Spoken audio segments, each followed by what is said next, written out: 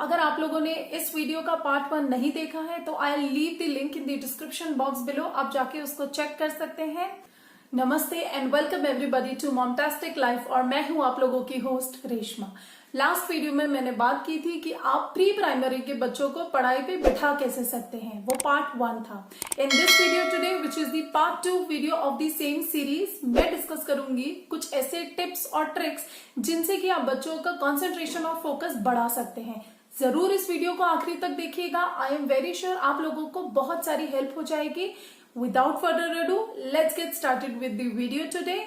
सबसे पहली चीज जो करने की है वो ये है कि remove all the distraction surrounding your kid, and the first step to doing this is say a big no to gadgets. No mobile phones, no television sets, no tablets, nothing in front of the kid. और ये सिर्फ बच्चों को ही हमें नहीं कहनी है, ये हमें खुद के लिए भी पहले एप्लीकेबल करनी होगी।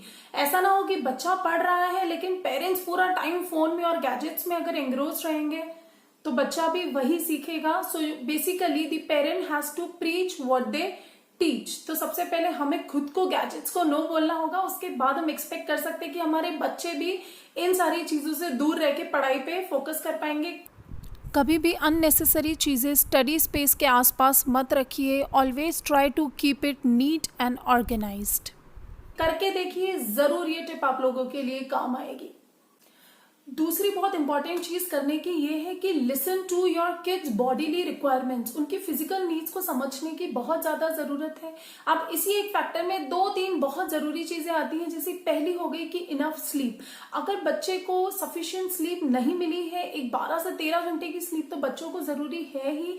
साउंड स्लीप होनी चाहिए। अगर आपका बच्चा नहीं सोया है 2-3 दिनों से या 1 दिन से भी बराबर से, तो वो बच्चा बिल्कुल ही कॉन्सेंट्रेट स्टडीज पे नहीं कर पाएगा। More over that kid will become cranky, right. उनकी स्लीप साइकिल को भी रेगुलेट करना बहुत ज्यादा जरूरी है, so that your kid is getting enough sleep. दूसरी चीज ये है कि आप देखिए कि बच्चे का पेट भरा हो, उसे भूख न लगी हो। तीसरी चीज है उसे प्यास न लगी हो, क्योंकि ये जो बहुत हमको छोटी छोटी चीजें लगती है ना, वो हम अडल्ट के लिए है, बच्चों के लिए ये बहुत बड़ा डील है।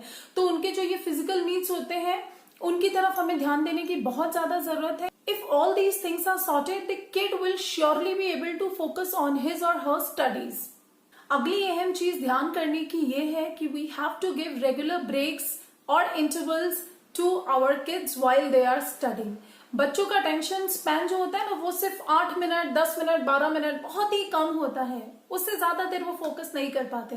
तो हमें क्या करना है कि 10-12 मिनट बच्चे ने कुछ अपने एकेडमिक वर्क से रिलेटेड कोई चीज कर ली, कोई एक्टिविटी कर ली, लिख लिया, पढ़ लिया, रेसिटेशंस कर ली, वॉट एवर इट इज। उसके बाद में थोड़ा 5-6 मिनट का उनको ब्रेक दे दीजिए। उस बीच में you can make some stories, you can recite some poem, कुछ कलरिंग भी कर सकते हैं बच्चे, जो भी एक्टिविटी बेसिकली उनको पसंद हो। सो क्या होता है ना, इन एक्टिविटी से they make sure that the kid is still engrossed into the books और इनटू हिज और हर स्टडी शेड्यूल। मेक श्योर कि आप इस ब्रेक में बच्चे को कहीं बाहर घुमाने न ले जाएं, क्योंकि अगर एक बार बच्चा उस स्टडी जोन से बाहर आ गया ना, तो वापस लाने में बहुत अच्छी खासी मेहनत करनी पड़ जाएगी आपको। तो मेक श्योर कि वहीं पे बैठे बैठे आप कुछ अगर फन एक्टिविटीज उसके साथ में कर सकते हैं। ये फन एक्टिविटीज से बच्चा बिल्कुल भी बोर नहीं होगा पढ़ाई पे, और बोर नहीं होगा मतलब पढ़ाई पे कंसंट्रेशन बहुत ही बढ़िया रहेगा उसका। Fourth thing that we can do is we can share our kids friends learning. हमारे बच्चों के फ्रेंड्स ने कुछ एक पर्टिकुलर पीरियड ऑफ टाइम में, पिछले कुछ दिनों में या लास्ट वीक में कौन सा वर्क किया है, एकेडमिक या नॉन एकेडमिक वर्क किया है, वो हम अपने बच्चों के साथ में शेयर कर सकते हैं। But minded parents, I am talking about sharing and not comparing your kids work with another kids work. चाहे वो कितने भी क्लोज फ्रेंड होंगे, हमें बिल्कुल भी कंपेयर नहीं करना है कि देखो आपके फ्रेंड ने इतना सारा एक्टिविटी कर लिया है, आपका तो कुछ भी नहीं हुआ है, आपके तो ग्रेड्स ही अच्छे नहीं आएंगे, oh you are such a loser. बिल्कुल ही हमें ऐसे नेगेटिव चीजों से, नेगेटिव वाइब से अपने बच्चों को सराउंड नहीं करना है। फॉर दैट मैटर कोई भी बच्चों को सराउंड नहीं करना है। So when you are a parent and dealing with a small kid, you have to be very much playful and wise enough while you are using your words, तो हमें उन्हें encourage करना है, हमें उनके साथ में एक पॉजिटिव तरीके से शेयर करना है कि अरे वाह, देखिए आपके फ्रेंड ने कितना सारा वर्क कंप्लीट कर लिया है, चलिए फटाफट से हम भी अपना टाइम इस पे देते हैं, कंप्लीट करते हैं, so that both of you can share और can even learn from each others work. ये पॉजिटिव अप्रोच होता है बच्चों के साथ में डील करने का। Always encourage, never compare. आखिरी और बहुत ही ज्यादा जरूरी चीज करनी है हमें, वो ये है कि अपने बच्चों के आसपास हमेशा पॉजिटिविटी रखिए। ट्राई कीजिए नेगेटिव वाइब्स उनको बिल्कुल ही सराउंड ना करें। देखिए, अगर घर में किसी एक फैमिली मेंबर का दूसरे फैमिली मेंबर के साथ में मिसअंडरस्टैंडिंग हो जाता है, तो हम बड़े होने के बावजूद भी मन नहीं लगा पाते बहुत सारी चीजों में। We tend to get disturbed because of it.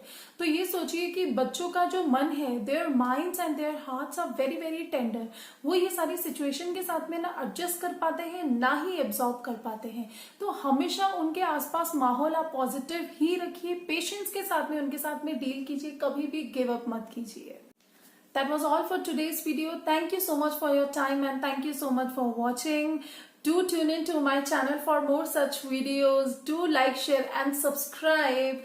Until next time, bye bye.